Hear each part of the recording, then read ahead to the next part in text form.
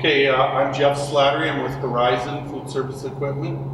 We're here at the Delano Intermediate School. It's a brand new school. And for video purposes, I'll say a lot of things that you probably already know. But we'll get through the kitchen here with demonstrations on the mechanical types of equipment.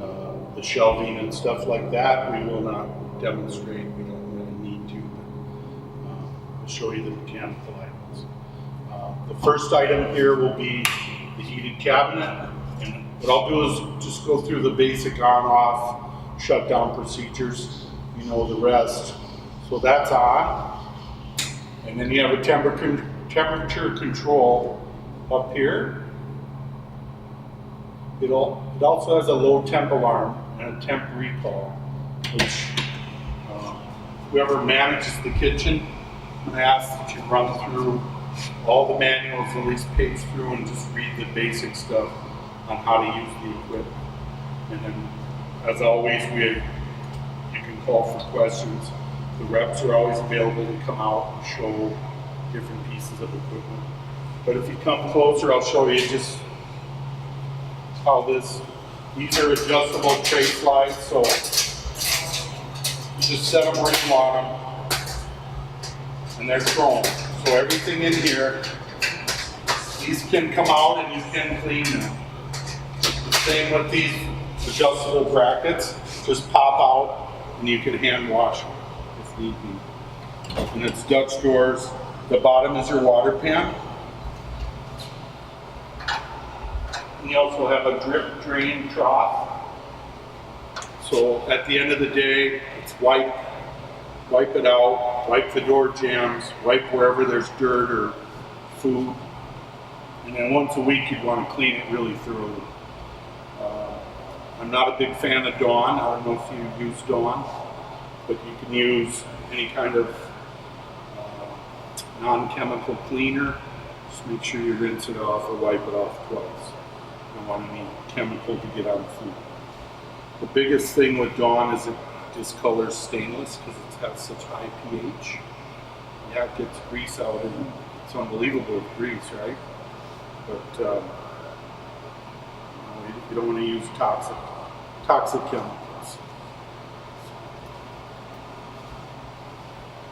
And then it's on off. It's pretty easy. Any questions? That's our first item. Okay, so you can stop.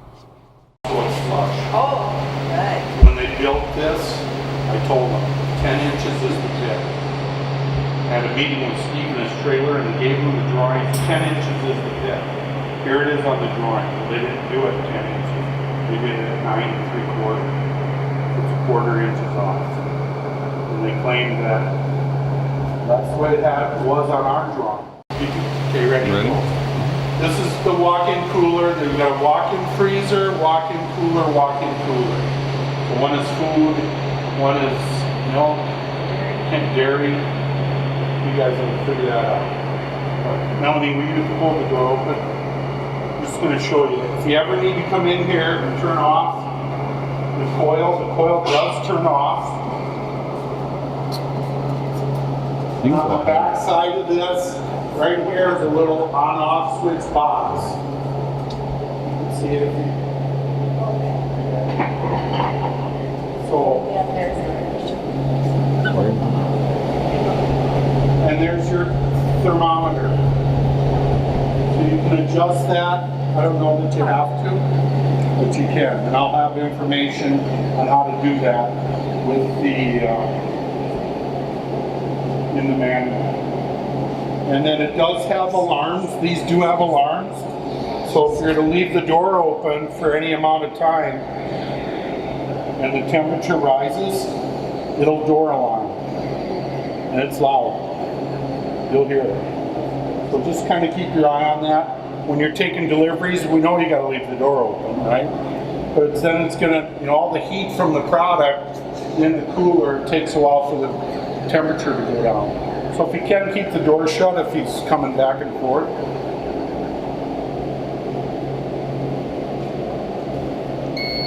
So there's your alarm. That's your light. can silence it if you want.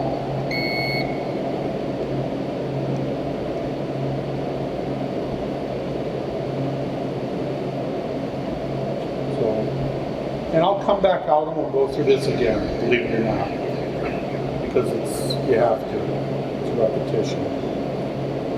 As far as cleaning the box, periodically, you're gonna keep the floor clean by mopping it, but the door jambs always get dirty, so you have to wipe the door jambs. The kickboards get dirty, so you have to wipe them, and the doors and the windows and the sides. Any questions? And the door jambs, the door gaskets, once a week, these should be wiped. You want a good seal.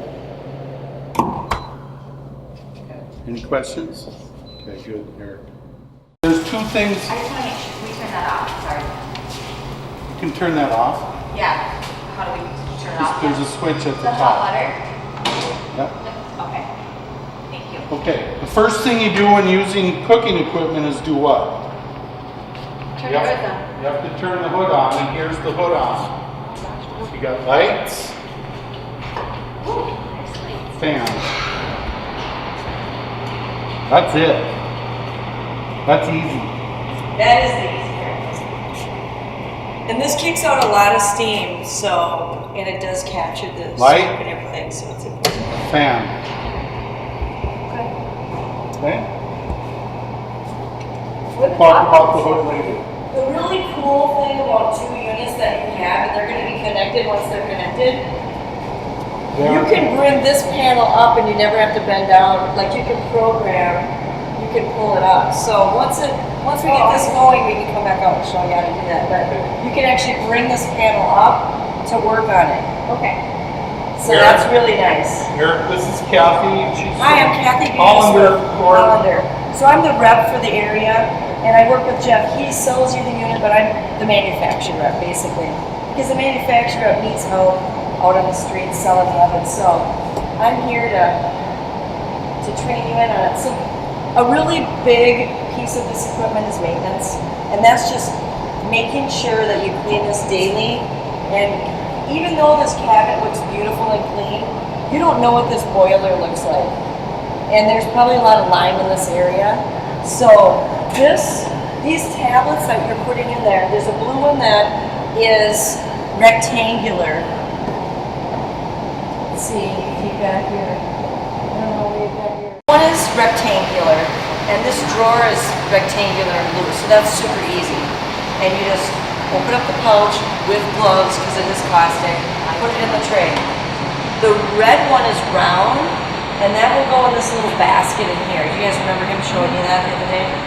So that goes right in the unit. So to wash it, at the end of your day, it's about 2 hours, you're gonna hit the wash button. And right now you can see it's in the green zone. That means it's perfectly clean. As you're using it, it's gonna slide over. If you get into the red zone, you really need to keep washing that to get that back. And even though this looks clean, there might be scale buildup on those coils and on the inside of this. So the maintenance is the steam and the cleanliness is the cabinet. So most of the time, because you're schools or you're not doing a lot of grease-laden products, you can do the save button, which is less product and less water. So it'll tell you 1 tablet, 1 red. If it gets really dirty, it might say 2 and 2. But if you're cleaning it every day and keeping up, which I would recommend at least every day or every other, if you're making cookies and breads, maybe you can skip a day. But anyway, just keep up on the cleaning. That's probably the #1 question we have is, my unit's not running or something seems weird. Just keep up on the cleaning. The gasket, wipe that down with just a mild detergent every day. There's a little hole, drainage hole here, wipe from left to right, same with right here. You want to just make sure the debris is clean in this hole. If it does get dirty, just get a little brush in there. If you see detergent spooling over the top here, it might be clogged. So those are kind of the main things. You have a probe. We talked about this week. There's 6 points of contact with the probe. So even if you have a piece of chicken or salmon or whatever you're baking, even if you have it like that, it's still gonna read. Sometimes with probes you think, oh, the tip's gotta be in there perfectly. There's sensors all over it, so just get it in the food, and really that's your best way to run this oven, just because you're cooking right to your temp. Right, if you're making your chicken breast, you're getting it right to 165, and you don't have to worry about food not getting up to temp. So we recommend using the probe, and always, if it's not in food, you're keeping it in this little cradle here. Otherwise, if you slam it in the door and this gets broken, it's $400. So keep that in the little cradle, or if it's in the food. Another thing when you're washing, you can take these trays right off the rails and put them at a slant. I don't know if you saw Chef do that. Don't wash them with the rails on, because this can get rusty over time. So that's a little cleaning tip. There's also a hose that you can spritz things, rinse things off, fill up a pot. This is really handy if you need it. So that's your basic maintenance. You can open up this to wash behind it. Again, mild soap. You can just click these open, and there's 3 panels to get behind and wash and clean. The nice part about the 3 panels, when it's 500 degrees, you can touch it, bump into it, and you're not going to get burnt. So that's a new upgrade. Plus the LED lights, the cabinet's really light. When the next chef comes out to train you, they will be working with that intelligent level cooking, the mixed loads, and that's at this button, which is kind of overwhelming to go through today, but just know when you're cooking with those levels, the shelf will light up when it's done. So if you've got broccoli and cauliflower and carrots, it'll light up the shelf that's ready to pull out. So Tina can load it up, and Sarah can come and say, oh, this is done. Pull it out, shut the door, it'll keep cooking. So that's something we can dive in deeper. But for now, let's just kind of that you can set your temperature. You know, you can actually proof at 80, and then you can set your timer, which would be about 6 minutes. This is hours and minutes, H&M. So you can, about 6 minutes for most vegetables, I would say. So if you just want to steam something, you don't want to think about it or find the button, you can just hit this blue button up here. And that's just a basic convection oven. If you want to just bake something for 10 minutes, I just want to do 350 for 10 minutes. You can do that. Or that's the combi, and you determine your percentage of humidity, your temperature, and your time. Or if you choose to do the probe, then you're just setting your temperature and let the probe do the work and walking away. So that's kind of nice. Some chefs and kitchen people really like that feature, just to do something quick. But really, it's nice to stay within this recipe area. We can just kind of go through each of them quick. The meats, again, like a beef roast, a pork roast, overnight roasting. You can pan fry, which we showed, pan frying chicken, roasted chicken yesterday, grilling, and then breaded products. And you're just going in, you're setting thicker thin, determining with a probe or without, you're setting your coloration and your time, and away you go.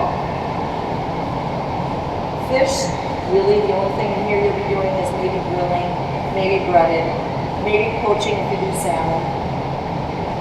Side dishes, this is popular for you guys because you can go into roasted, grilled, or steaming vegetables. And it's all set up ready to go.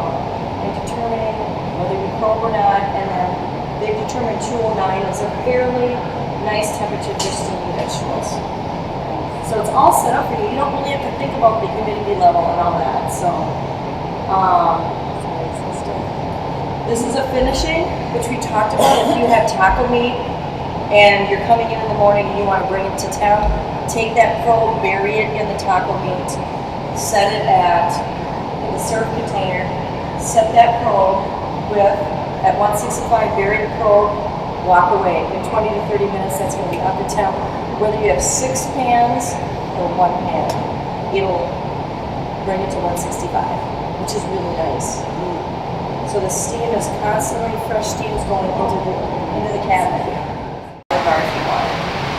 We didn't show you that this week, but We didn't catch on that. yeah. But you can do hard eggs, set your small, medium, or large egg, and you'll have a hard brown egg for your salad bar if you're choosing that. So that's kind of cool. So those are the main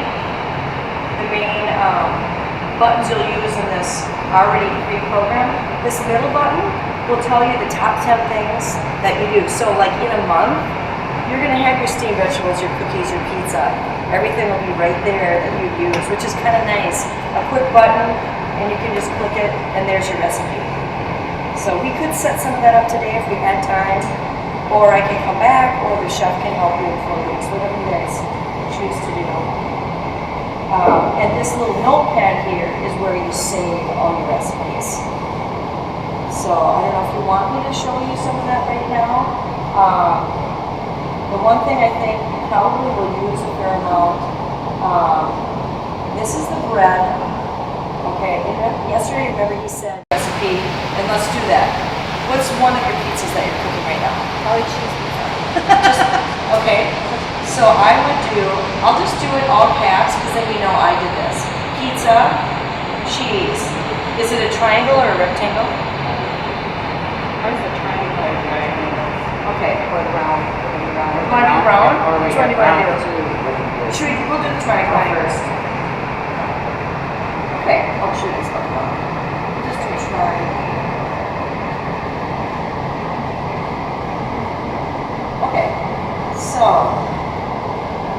right now it's set for medium, and then is 10 minutes about the amount of time that you do those triangles for? Or is it more like 12 minutes? I would take a 15, yeah. Okay, so we can adjust it, and then we can save it. So now we're gonna go back, click on that recipe. Oops. We're gonna scroll down. You can use the dial. I have 5i already. Here we go. There's your pizza triangle. That's in there for 15.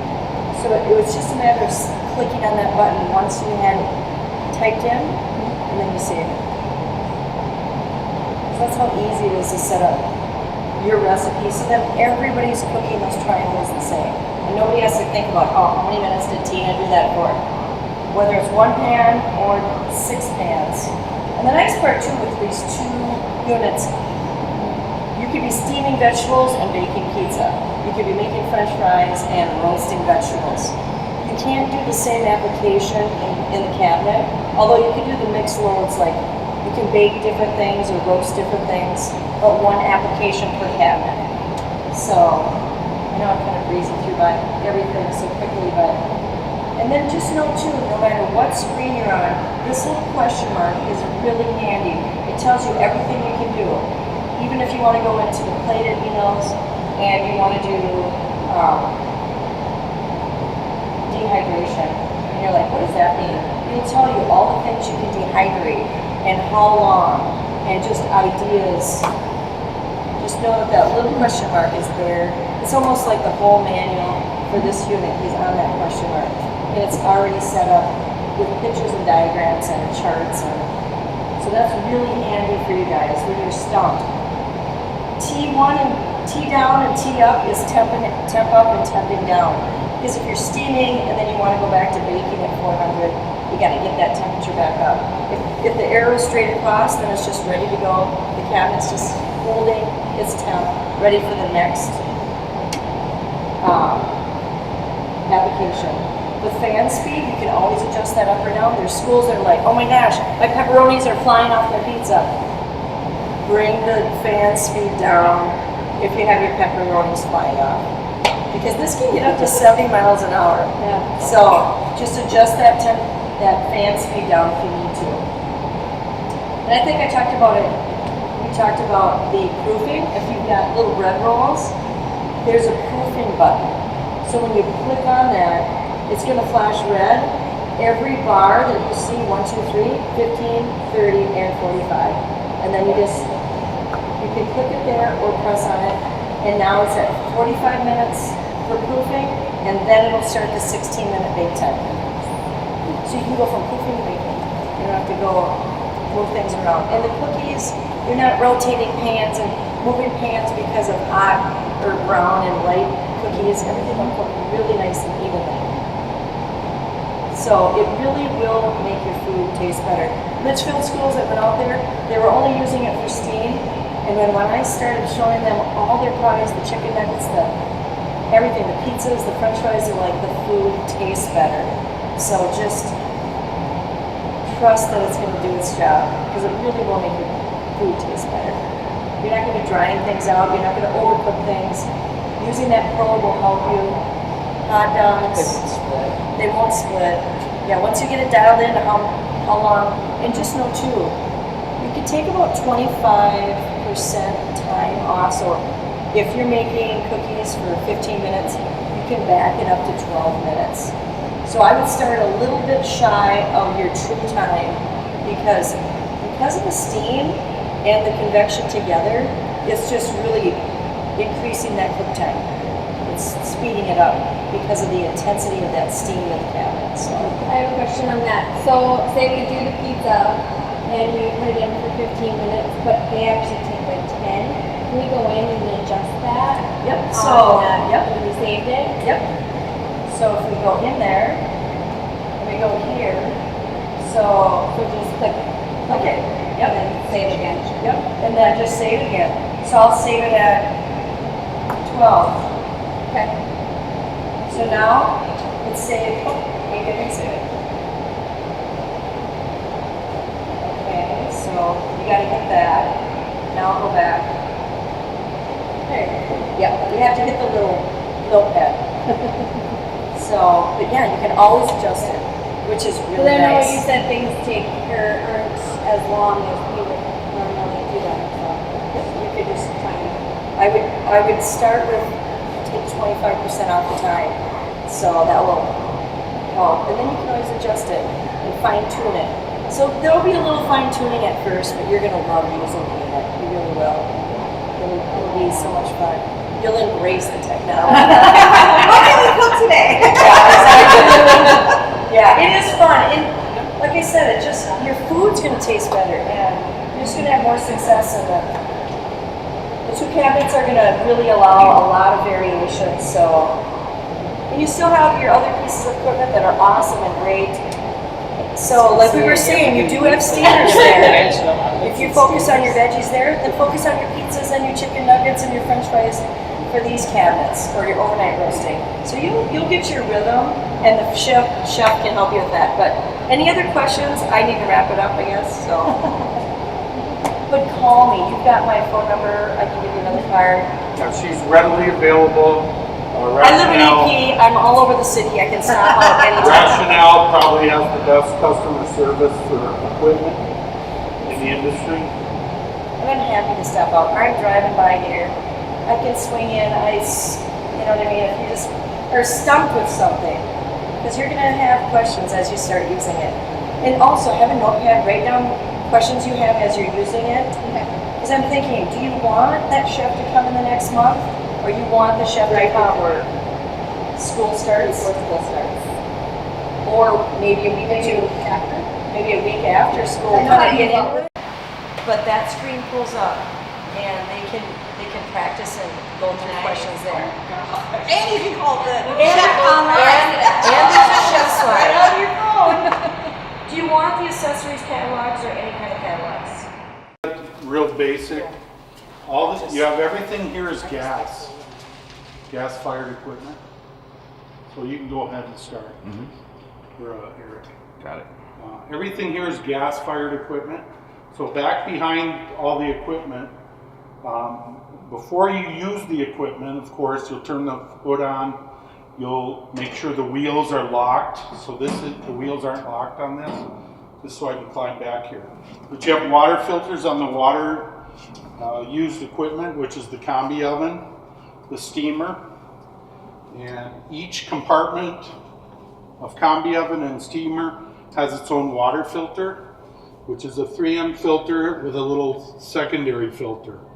Okay, so I don't know if the maintenance people are gonna worry about this. We're not sure. What do you do at the high school? We have preventative maintenance, we just switched to general parts. So So they'll come out and check these Then I things. would say they would come here Christmas break and June. Okay. So just so you know, and it's not super important to know, but this little red zone in the pressure gauge, this is your water pressure. So right now it's at 50. So because of the hardness of the water here in this lovely little town, as you can see in the sinkholes, when this dial gets down to the red zone, it's time to change these filters. And they're just pop off filters.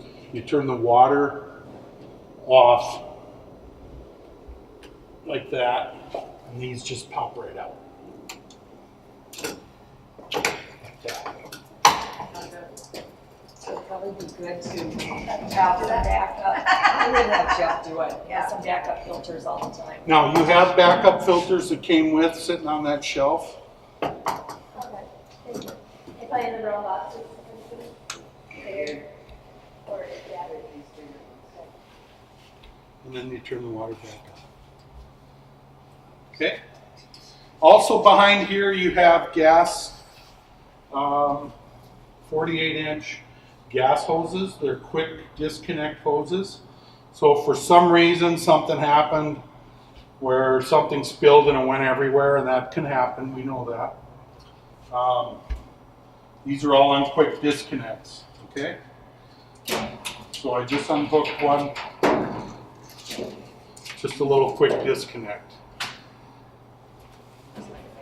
And then everything is also on what's called a restraining device. And that's this, and it's hooked to the back of all the equipment. So let's say you spilled. Now I can pull this thing completely out and clean in and around. What I always recommend is you turn the gas off, which is in the off position, before you take this off. Okay? Just a good idea. Yeah. Yeah. Okay? And you have floor drains back behind here too. All right? Good. Thank you. Damn. Go for Okay, it. also, as long as I'm standing here, you see these little ninth pans in the corners of the hoods? Those are for your grease drippings. So if you're high grease, which you're not, but those need to be cleaned periodically. They just pop off. And that's where your grease will run. There's a trough back behind here. Also, in your maintenance is these hood filters pop out, and it can be washed in the dishwasher. Okay? Probably need a ladder for that. All right? Now, if for some reason you have a fire, I don't know what you've been trained on, but when you have a fire, it's a scary, scary thing. Well, yes, you run, but this is the Ansel system box for the fire system. This will discharge through these nozzles a chemical release that'll put the fire out. If you've never seen this, it's really pretty cool. I've only seen it in a test. By accident, they put real chemical in there and it made quite a mess. So it is live. But it was, it was a mess. So if there's a fire, you're to go out that door, that over there. And here's the pull station.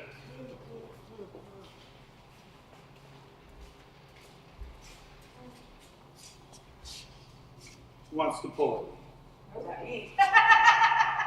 You pull this, boom, and that releases a cable which turns on the fire system. Okay?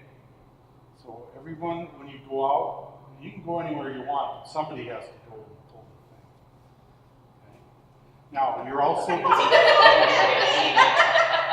this is also hooked to I believe your building alarm system, and boy is that loud. If you haven't heard it, it's unbelievable. Because they were testing it constantly in the last few months. Especially with no kids in here, no people in here, it's Like, echo, just echo right now. Yeah. In the building. Okay, any questions? I don't think you'll ever use this, I hope. Right? Rolling steamer. And this is hooked to a water filter, and it's on off. So when it's on, it takes a few minutes to power up. On the inside, you'll hear it fill. On the inside, you'll see the steam.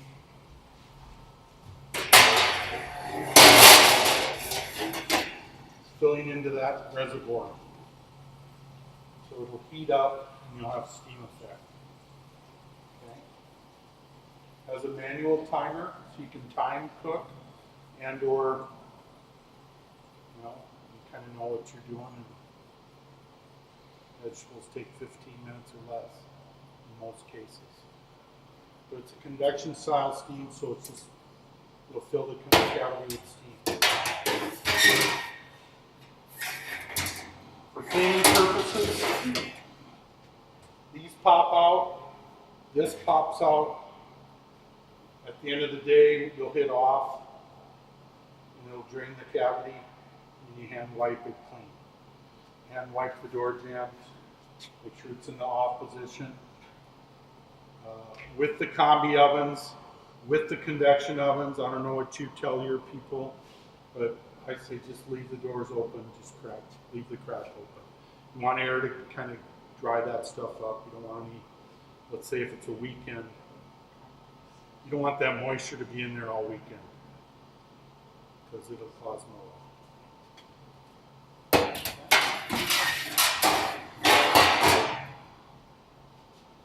I'll come back to this and I'll show it to you here in a few minutes. This one's pretty easy.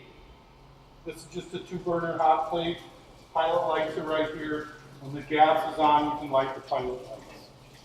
They're off for now because they decline back there. So.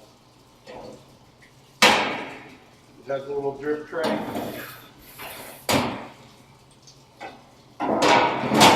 Stainless steel. Everything's stainless steel in the building. We're in the kitchen. So stainless steel cleaner as needed. Kettle as needed.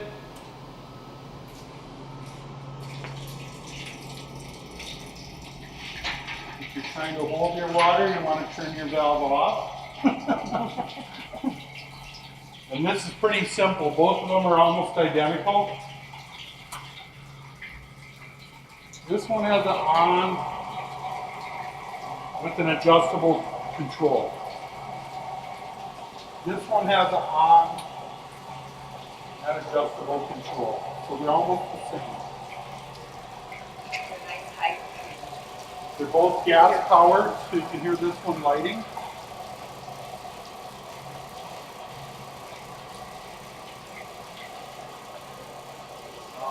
I tell people not to turn them on until you have product in it. Otherwise it's just kind of a waste of energy.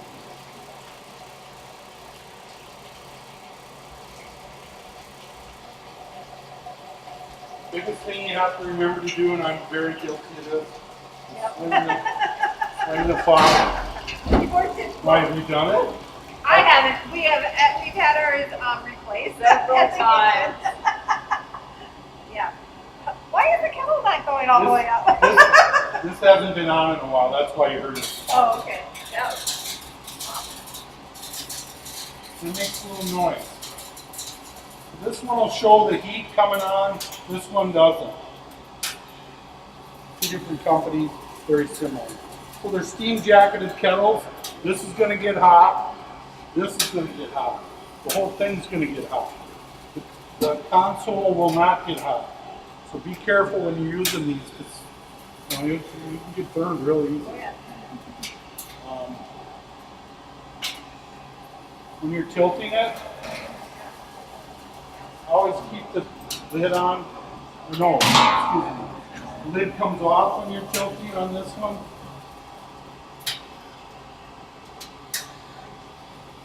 For the most part, I think the screw fell. Once you But when see you're that cleaning glass it- part, you'll scoop. Yeah, I would say tilting's more So, clean. yeah, When you're cleaning it, you'll, yeah. Cleaning it tilting is very nice. because it's new, it's a little stiff.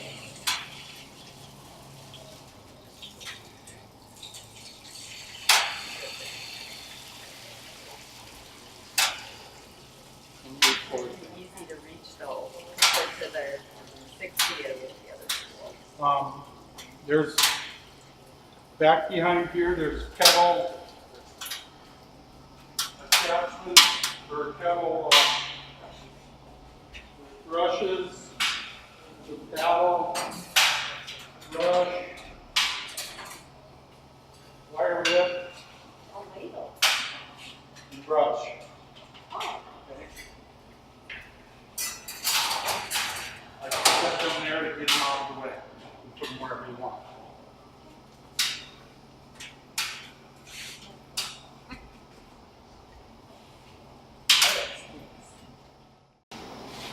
And then your valve, drain valve.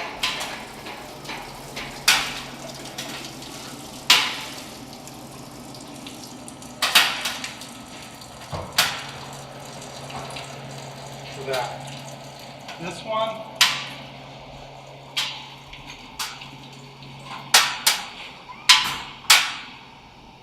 Does the tilt up.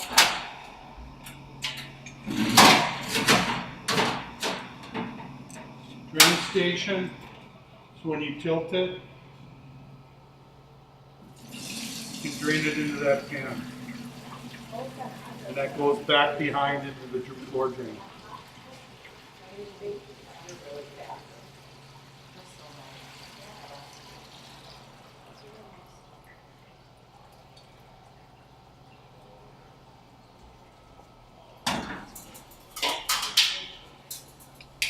So when you're cleaning, mild soap, white 3M pads always work best. Green 3M pad scratch, you guys know all that, I'm sure. And just wipe everything down when you're finished. Any questions? You got normal water going to these things, so look what it does. I mean, this is brand new. Yeah.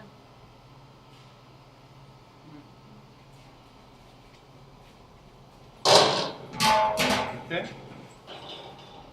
All right, you can stop here. On, let it, give it a couple minutes, maybe 5 minutes. And then whatever you're using for a dispenser, this is super hot water. So you can push 2 quarts, 3 quarts, or even 4 quarts of water. Just remember it's hot. And I don't know, it's kind of hot. Kind of hide it. And you gotta set it right under this little nozzle. When I come back, I'll show you how to do it, after they fix that. And then it's on until you turn it off. And then it has a manual drain. You drain it. Oh, yeah. That shouldn't have been in there. Oh, it is?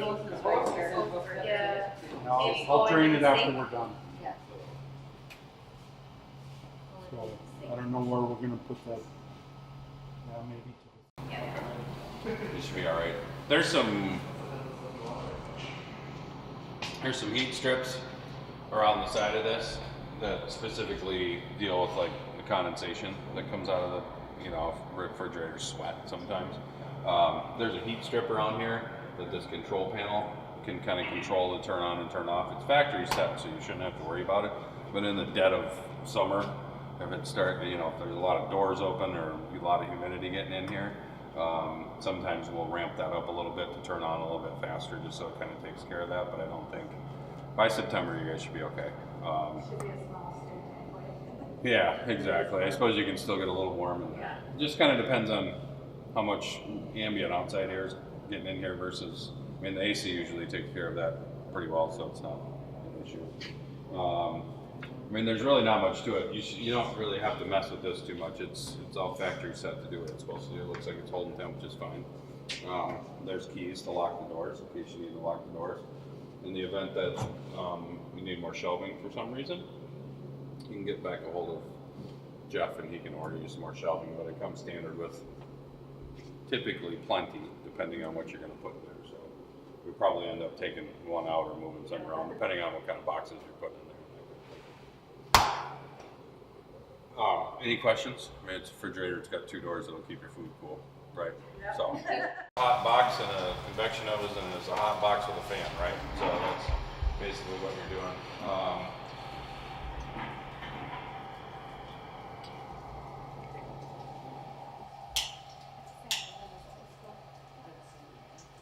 Oh, there's not.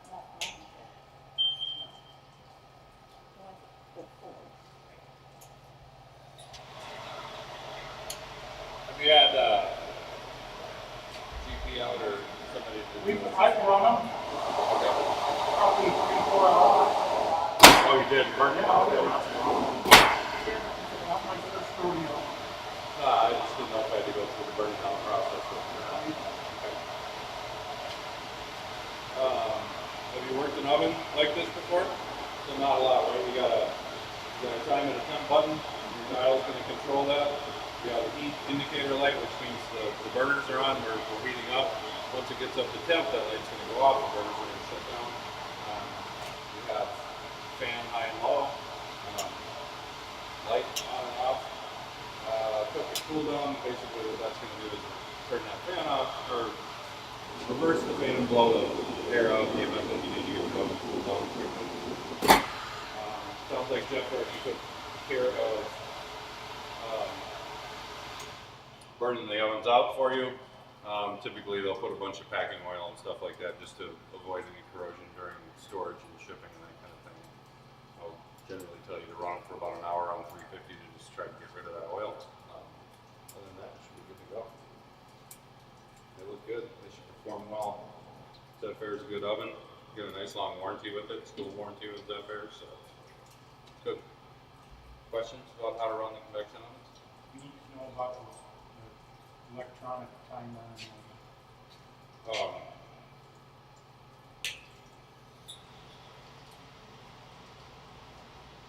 Digital time.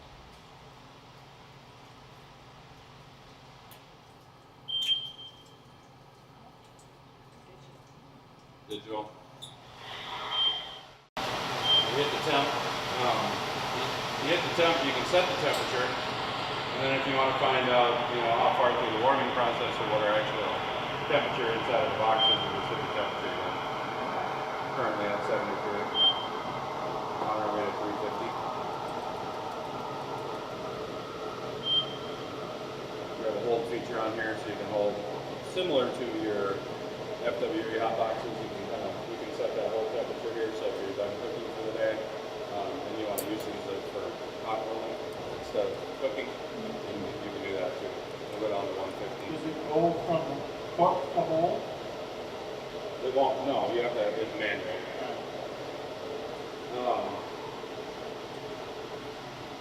You all know that once we hit 160 degrees, we're no longer holding and we're cooking. So a lot of times I'll come into schools and their hot boxes are all set at 190, 200 degrees. Just not a bad thing because it's great for temperature for eating. Just make sure that generally food gets cooked, then it gets held while we're on break, and then we're going to serve, right? I mean, is that kind of how it goes for you guys? Our goal is not to have them holding very long. Oh, yeah, that's awesome. I'm glad to hear you say that. Yeah. We don't eat until we end, so. Okay, good. Well, a lot of times I'll go in and just have folks tell me what their daily steps are as far as. Okay, good. Well, it's going to be the best food for the kids that way. So, and especially with having a combi oven, you're going to get some really decent quality food out of that oven. And the longer you hold that, the worse the food's going to get before you actually serve it. I mean, ideally, if you could pull it out of that rationale and put it right in your serving line, that's going to be the best quality food for your kids. So I typically would call those hot boxes food coffers because that's what's happening outside of it. You're getting your great quality food out of here, and then it's incremental incrementally dropping down in quality the longer you hold it on. So it's good to hear you say that. It's good. The kids will like that. Sure. Questions? Concerns? Comments? No?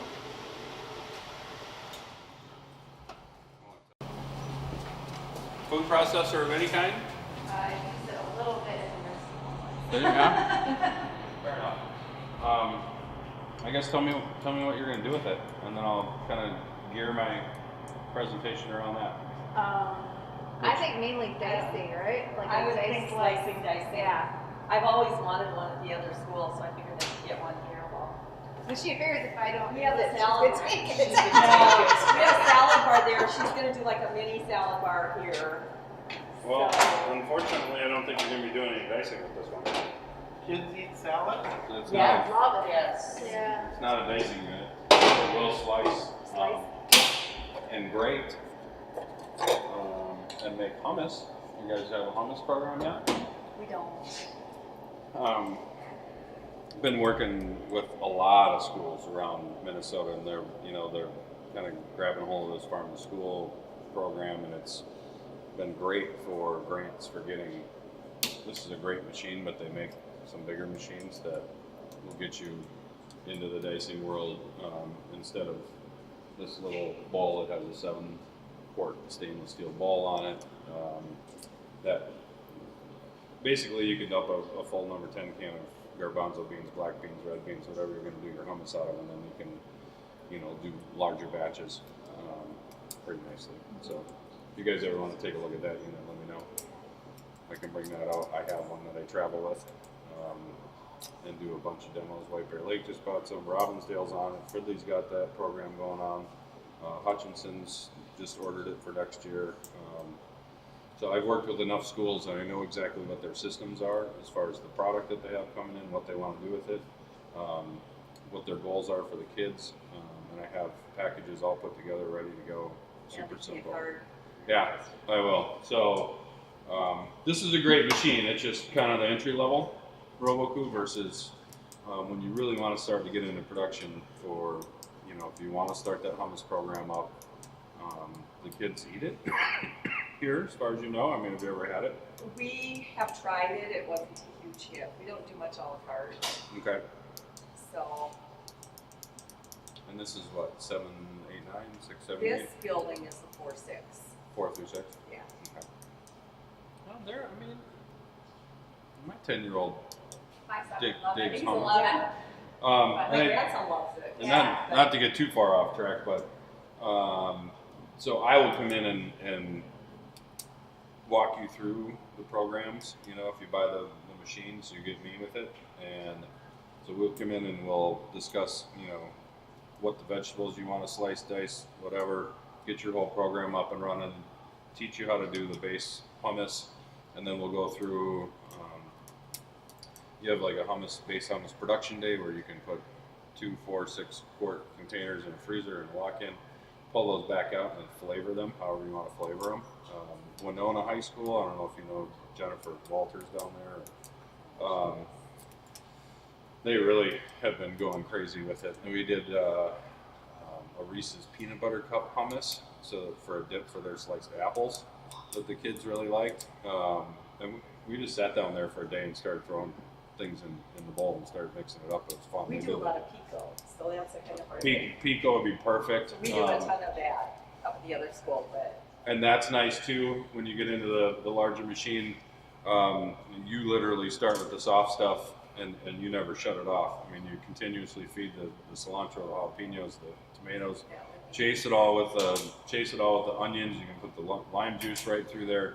And it all comes out in a half pan or a mixing bowl, and you stir it up with a gloved hand, and you're gone. I mean, it takes 2 minutes to do a hotel pan full of pico, and it's all consistent. It's all the same size, and it looks beautiful. And I'd say, and I mean, surprisingly enough, you're not coring tomatoes because once they're in there, you don't. It takes more of your time to sit there and try to core tomatoes. You just when it gets done, and we dice tomatoes through that Roboku, I'll challenge you to go in and find anything that doesn't look like it's edible. It's all edible, but it's a great time saver that way. Yeah, you have to peel the onions. Obviously, you don't want the peels in there, but I mean the stems and the cilantro and everything right through there. So it's a beautiful thing. So I will leave you a card, and if you want me to come and we can Nobody likes do. chopping cilantro or help. Oh, I have pulling cilantro. So, I think you pig through it more than you. yeah, no. But this chews up and spits out those stems, no problem. It's beautiful. A normal 110 plug. There's a reset button under here. More often than not, folks will try to overload this bowl because you're not supposed to fill it all the way to the top and then turn it on and go. Depending on what's in there, it can put too much stress on the motor and the motor will shut off and then you'll have to hit the reset button. So if that ever happens and you're like, oh, it won't turn on, there's a little reset right under here. It's got an arrow to it, so it should be good to go. It does have a bowl attachment. Goes on, locks in, gives you a little blade. You make sure that that's sitting down in there okay, and then you're covered. Will slip on. Roboku is built with a bunch of safety systems in here and a series of magnets, and if those magnets aren't lining up, your machine won't run. It's so that we keep these where they're supposed to be and not in here, okay? But you can hear... I don't think it's plugged in. What? I don't think it's plugged in. It's not yet. Oh, are you gonna turn it on? I don't know, do you want me to turn it on? So, you can hear the click, okay, now that magnet's lined up. Hear the click, now that's ready to go. So now, in theory, if it was plugged in, the machine would go. I'll make Jeff happy. Obviously, it's all ready to go. Fire it right up. So, you have your on, you have your off, and then you have a little pulse. So let's say you ever do any like nut butters? Like peanut butter or cashew butter or anything like that? Okay. That a lot of, you have to stay away from that. Yeah, peanut butter in general. It's just a great example of, okay, we've loaded a bunch of nuts in here. We don't necessarily just want to go turn it on and stay on. We want to break a little bit of those up before we start pureeing it. That's where our pulse button is going to come in handy, so you can just kind of boom, boom, boom, kind of start breaking things down and then hit your on button and go. Okay. Questions so far?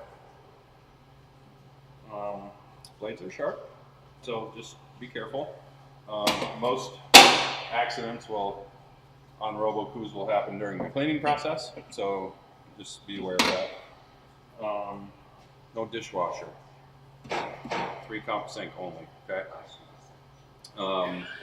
I do hundreds of these demos. I walk bowls and blades and covers over to the 3-comp sink with a sprayer, spray them out. It takes 2 seconds to do it. Just drop them in your washer and sanitize, put them on a drain board and call it a day. Okay, as long as it's not sitting around for 3 or 4 hours before you decide to clean it, everything should come off there very easily. Fair enough? The minute you start throwing it through a dishwasher, somebody's going to know, so don't try cheating it because this will start turning gray on you, or black, a darker shade of gray, and then it'll eventually turn black. It doesn't, not necessarily going to hurt the machine in the short term, but it's going to take finish off, and it's going to, instead of a 20-year unit, you're going to have like a 15-year unit, okay, because it will degrade the metal over time. Issue being is the chemicals mixed with the 180-degree rinse temp, because all dishwashers have to reach 180 for a qualified sanitizing rinse. That combined with the chemicals that are running through your dishwasher will start deteriorating this metal. So it's better just to stay away from the dishwasher. So that's the bowl attachment. The vegetable processing attachment, this guy.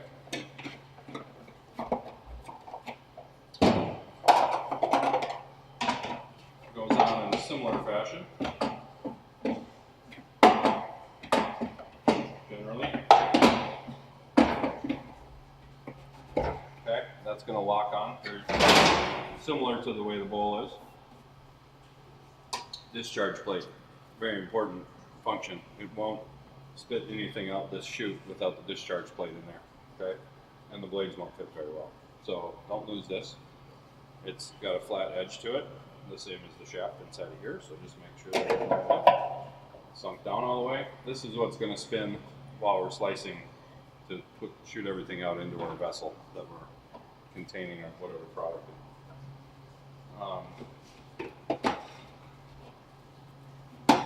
Similar operation to the top, just like this, spin it, lock it in. Once all of our magnets are lined up, we're good to go. Okay. So now we're ready for continuous feed operation. Now we just need to figure out what we're going to do. So are we going to be slicing or are we going to be grading? So you're going to pull, there's 400 of these.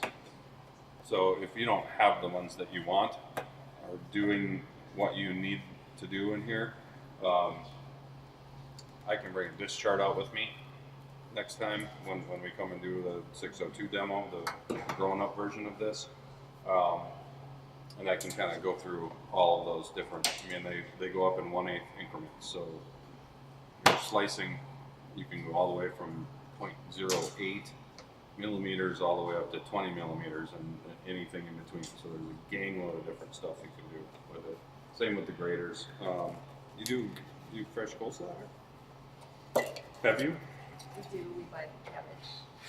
Shredded? Okay. That's one thing that a lot of the folks are kind of getting into. They'll do Brussels sprout slaws, they'll do red cabbage slaws, broccoli slaw. I mean, it's sky's the limit when you have the machine that can do all of that. It's crazy what you can get into. And just the products. Are you using any local farmers? Or are you getting everything in through broadliners right now? We buy some local products through Bergen Okay. or DOD. Okay. Who's your provider for all your other stuff? And they note on their list. So we take Local apples otherwise. a lot of those around. Not a lot of dealing with. It's really nice to be able to slice those apples and dice them. So again, you can de-stem them, but as far as coring them, you don't have to core them. You just wash them. When you get them down into a nice dice, I mean, there may be a seed present that can go right up. The thing is so we're going to go from slicer to vessel to walk-in to storage, and then we're probably going to take that product out of whatever we're storing it in the walk-in into a serving line type 6-pan, 3rd-pan, whatever you're doing. And then the kids are going to pick through it. Lunch is over. We're going to pull that pan out, and typically what I tell people is what I've seen. We drop a whole apple through here, or we drop a whole tomato through here, or something to that effect, where normally you would core it. By the time it goes to walk-in, to serving line, to dishwasher, what's going to be left in the bottom of that serving pan is the pieces that the kids did, pick through and didn't want to eat.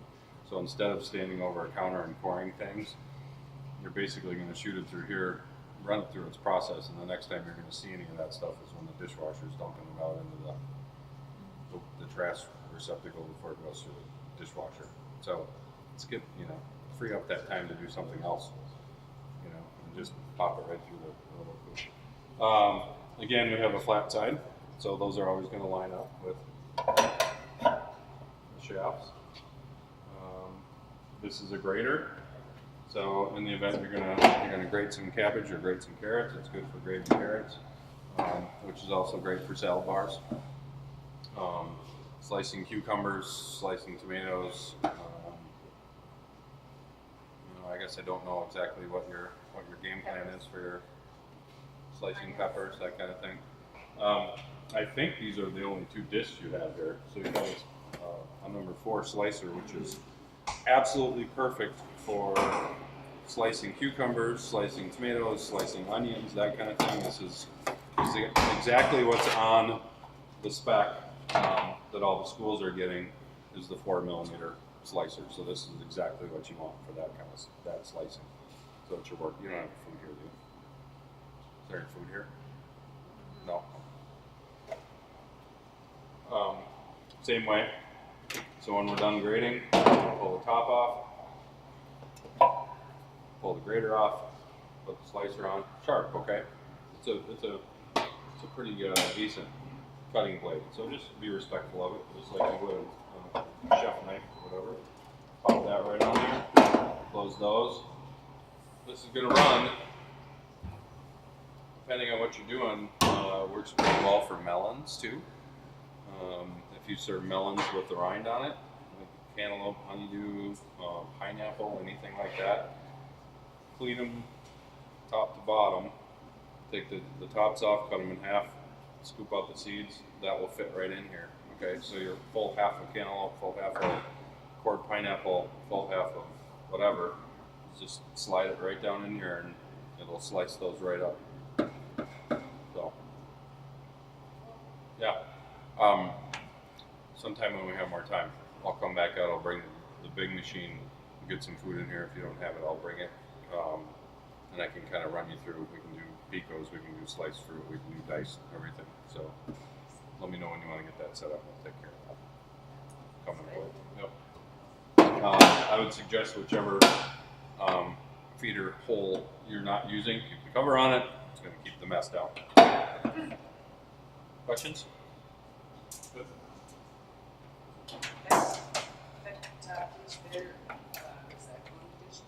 Nope.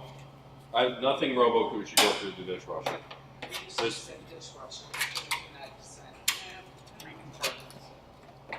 3-comp sink the whole thing. That should work out better. Wes, you want to see if you can turn that? Did you have a mixer in old school? Similar, or was it the same thing basically? Old version. Old version. Got Okay. it. Bigger. Yeah, bigger. It was bigger too. What are you gonna do in here? Um, What's the main function of this piece of machinery? My guess is mashed potatoes, Perfect. like frosting, frosting bars. Baking bars. Cool. Yeah, Cookies. Yeah. We get the pucks. Get the Oh, pucks. Pucks because they have to be full grain. So yeah. Pucks and bacon. low fan in your Blodgett convection ovens when you're baking cookies. Probably already know that. Anything with high sugar content, you want to slow that fan down so we're not running a bunch of hot air over the top and burning that sugar on top of the cookies and not getting it done on the inside before the top's getting too dark. Now the cookies out. I mean, I'm assuming you're using the 1.75 pucks or whatever. Yeah. Dropping them on 1.5. Speeds. First speed, second speed, third speed. I'm going to put a bunch of flour in there and turn it on speed 3 and hit the on button and have a Powdered sugar's even worse. powder, anything that you're going to douse the kitchen with. This lever right here is your up and down bucket lever. Your locks for the bowl so that when if you're doing any doughs or anything like that in there, it'll start getting pretty aggressive. If you don't have that locked, you might have a bowl disappearing on you. Looks like it's in backwards. Better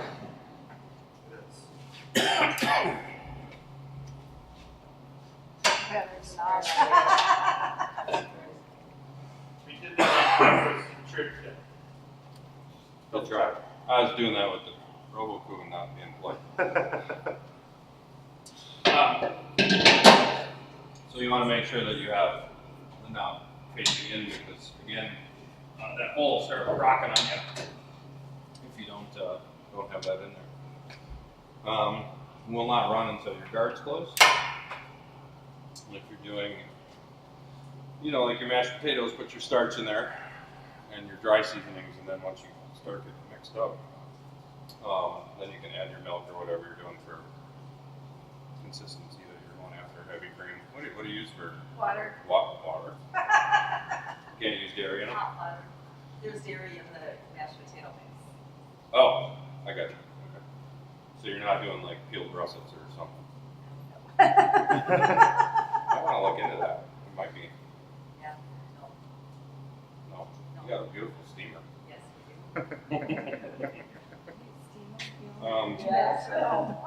Here's your minutes. Here's your seconds. Up and down. Your start button and your stop button. Nice. Yeah. Again, I'm not going to sing and dance and and do anything it's not supposed to do. It is nice that it's got the nice feeder tube in here, a safety measure, so it won't shut on, turn on if your hand's in there, which is also nice. Get any port stuff? You hit the start button and it starts counting down. You got the seconds on this side up and down, the minutes on this side up and down. You just set the time first and then. Yep. Any port? Any? Not sure. Okay. In the event that you do, they have grinders, plastic. I mean, there's a whole list of things that you can stick into the hub here and do all kinds of fun stuff.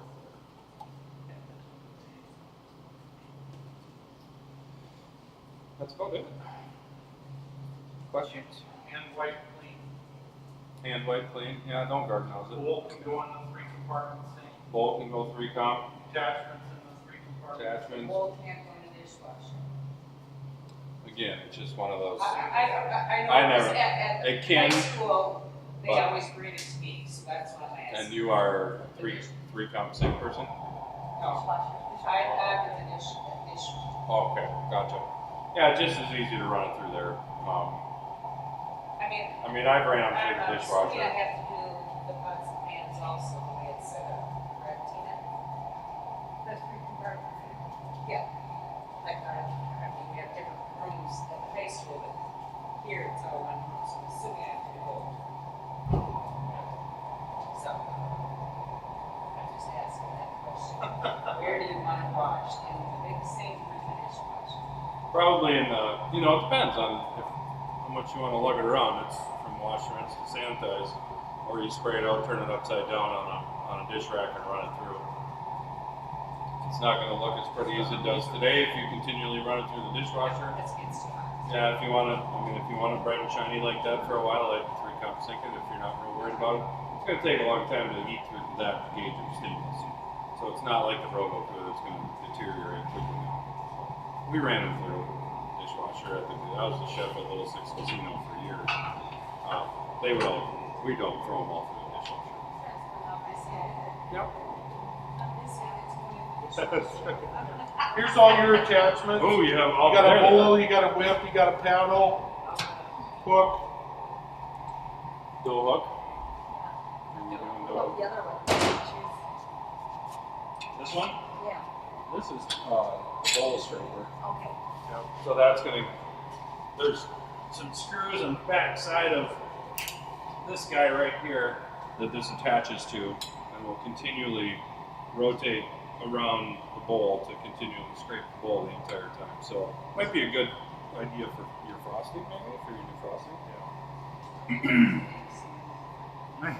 What's that? That's right. More She gets stuff. the extras. Penny's just looking at what has to be washed. Mixing paddle might work pretty good for your mashed potatoes. If you want a lot of air in your mashed potatoes, you can use the whip. This is going to work good for your frosting. Get some nice air in there. If you're doing anything that you want to drive a bunch of air into, this is what you want to do. Get it nice and light and fluffy. You're gonna have to wash. You're gonna have to wash all this stuff before you use it. Yep. So you know.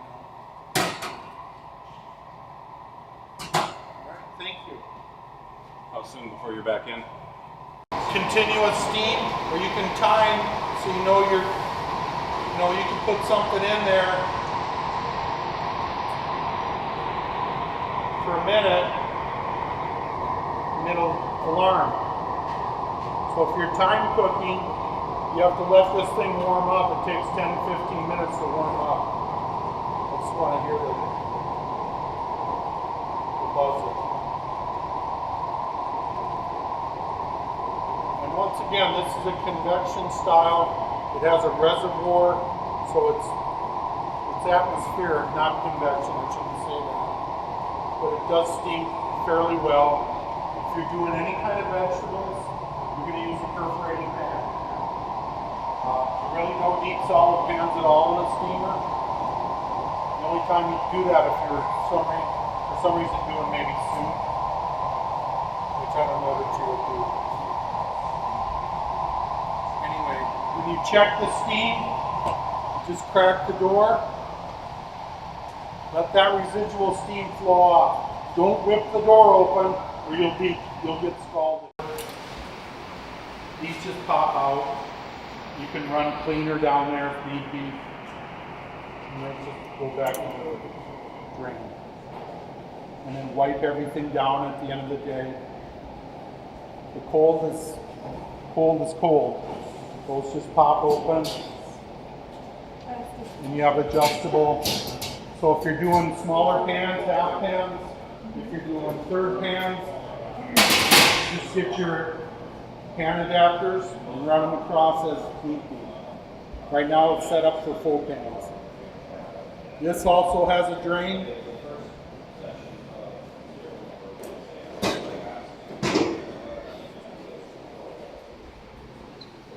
Make sure you run it to your floor drain. You have storage below.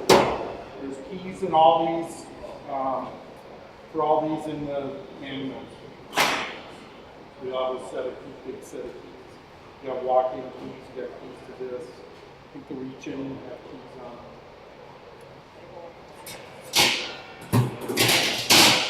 If you need to change your elevation or any of your glass shields, these are just twists. I usually have 2 people do it. It's hard to do it by yourself. You almost have to use a little pliers and a soft washcloth and just adjust them that way. It's too, I can't even get my hands on it. That's how I do it, actually, when I put them on. So they can be adjusted. Wipe everything clean, glass cleaner on the glass. Your tray slides.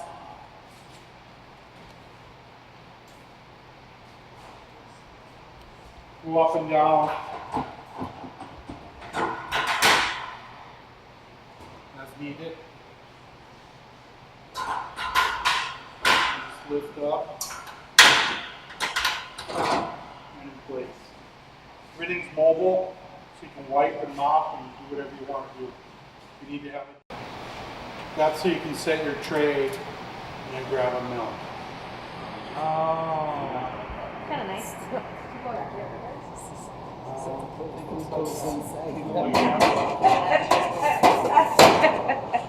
That's what I was thinking.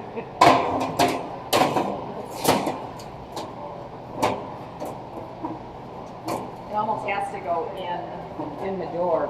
Yeah, there's that between. Kind of bad, probably the most stable.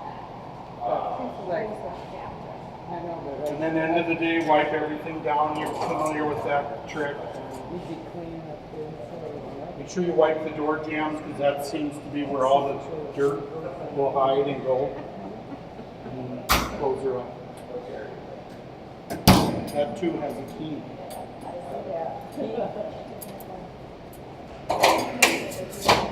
Any questions? All right, let's move to the. You can pull out and set on the top, just so you. See how it goes. I hope. See if they're both alive. There's the eye wash. She's 11. She should be Ready? able to handle it. This is an eye wash system. It's built into the wall. These 2 things were the first things put in this kitchen area. But if you get chemicals in your eye, Now that's a start. you get your face in that and get that stuff out of there. It makes a big mess. But it'll save your life. Okay? And then you have a hose reel, which will pretty much go through this area. Here's your on valve. Just turn it on. And does that have hot water in it and I cold? think it's mixed. You have hot and cold here. I hope it's not just cold because cold doesn't do the work. Does the, Here, look, you have hot and cold. yeah, well, yeah. So but you there's can no- adjust There's it. no knobs there, huh? No. I have to do it with a, No, probably. yeah. If you want it hotter. And here's the little. Well, there's just a key right in there. That's not bad. Right. See, at the high school, they have We it. only have, oh. No, he put it hot for me. Oh, did he? Yep, because I said, cold don't do nothing. I said, that is, So you can change it whatever you want. I'm just gonna leave that there. so which one's hot and which one's cold? I think usually right side is cold. Things, yeah, Well, that's typical if they mounted it correctly. correct, but So you don't want water staying in here when you're done. So correct. just turn it off and let it drain out.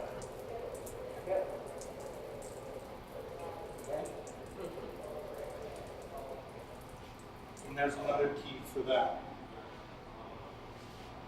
Here's your 3-compartment sink.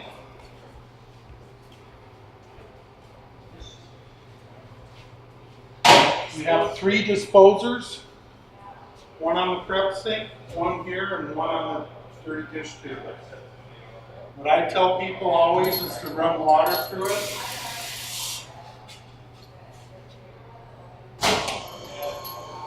There's supposed to be water coming through there.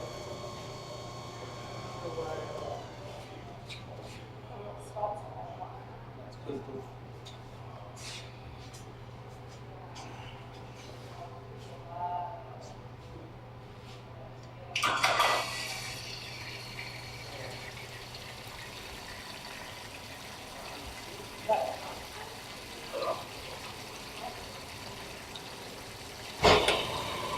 when you're using that, I think this is the wired water. Yeah, it should be constant. It shouldn't come on unless you turn that on. So Melanie, will you make a note on that? What doesn't shut off? The water should shut off. The water- Shortly after you stop it. Right, if you hit stop. Oh, it did it. No, it didn't. It'll run a little bit, but not like that. It usually runs enough just to clear it out. Yeah, yeah, I was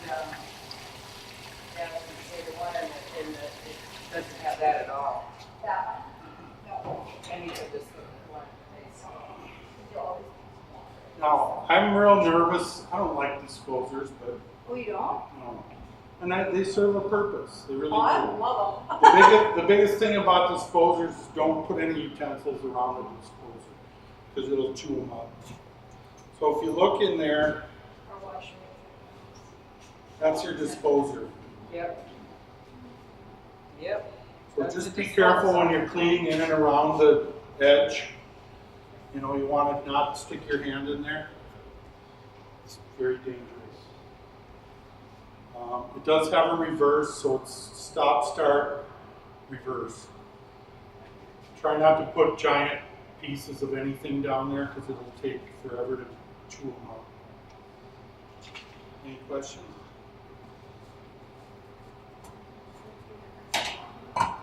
Let's move to the dish area. Now, there is Chris, there's 2 valves. There's a hot water valve up here, which I don't think is on. It's above the ceiling, which is why we weren't getting hot water before. And I don't feel like climbing up on the ladder to check No. it.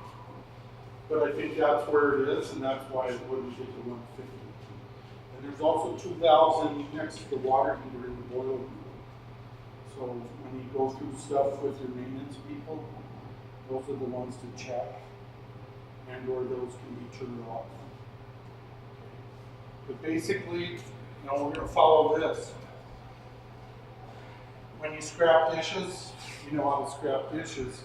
But basically, you're washing the dishes or trays before they even get into the dishwasher, and you're mostly sanitizing in here with final hot water rinse at 180.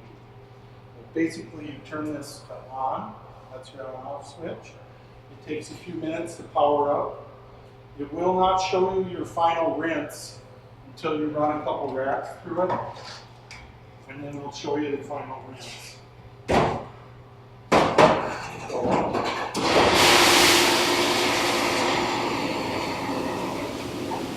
we're not getting that hot water. I don't know if that both our guy knew that right away.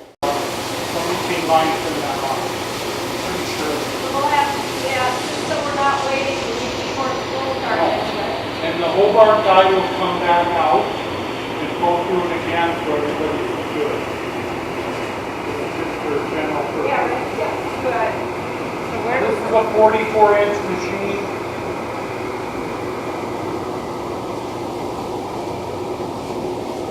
this automatically drained into a drain and not into that, into the gutter? They did that different when they did up at the high school. That's just an over. If for some reason you need to check something, you can.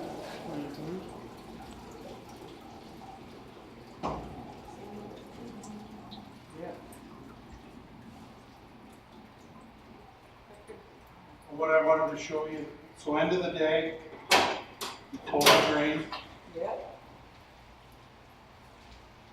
We'll try and catch Jeff and have you show him where the shut-off valves are too. Because he's right out there.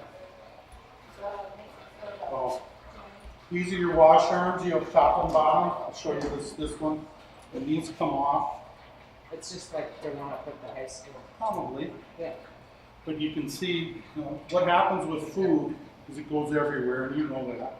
But you take it over to the sink and you hose it out and clean it with a brush if you got troubled spots. Stuff gets jammed in there, you need a little brush to clean it out. Okay, and then you put them back in right away. I do. I actually put them in hot soapy water while I'm spraying that out, and then I rinse them off and throw them back on. Because that kind of softens them up, because they do get a little hard and stuff after a while. That's, But that's anyhow, how I that's- do it. I that's don't your- know the right way, but. Yep, that's your manifold. So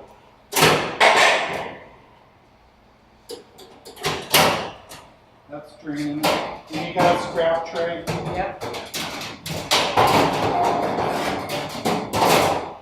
Grab the little one first. Dump out whatever's in there. Then your big one. Wipe everything out. You can see the wash tank clearly. Okay, but where's the other, tank? You want to get one. The built-in booster, it's underneath there. So this just washes? Our wash and rinse, our sides are separate. Oh. So it's a longer. So anyway, wipe as necessary. Wait till it cools off if you're going to wipe it. Wait, what? If you're going to wipe anything off in here, Oh, I don't know what you do. I'm just, you know, I usually take my big sprayer spray it down. and I spray it all down, and then after I've done that, if this has got, like this has got a film in it and stuff, then I take a rag and I get the crud out of there and then spray it down again. With being that we're in Delano, the water's pretty hard. You know. I know. So, you know, water's going to go everywhere in here, and you can take off just lift those out. They got a little snap thing to them. Yep, they On just the lift curtains. up, and then I Yep. take, and at the end of the day, I also take those, especially this one, I always Wash take them. out and throw it through the washer so it doesn't get so stained. One little thing, if you're really busy and you're running just tons and tons of racks through, it's got a shut off switch down here. Yep, So if a rack hits this, it shuts up. it shuts off. Yep. Any questions? Pretty easy. But the Hobart guy will come out, we just need to schedule that. So we'll remind Yeah, ourselves. shut that up.